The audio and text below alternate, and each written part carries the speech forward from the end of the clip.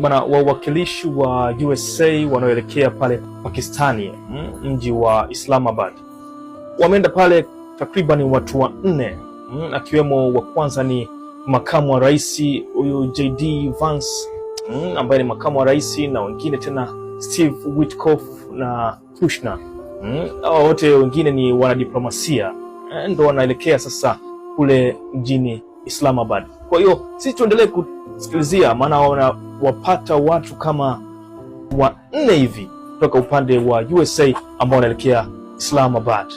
Pakistani wametuma fighter jet kusindikiza msafara wa wawakilishi wa mapatano kutokea Iran, ambapo Iran wawakilishi wake ni 2 tu, ambaye ni Mohammad Kalibaf, ambaye huyu ni spika wa bunge wa pale Iran, na wa pili pia ni waziri wa mambo ya nje bwana Abbas Al-Ghazi.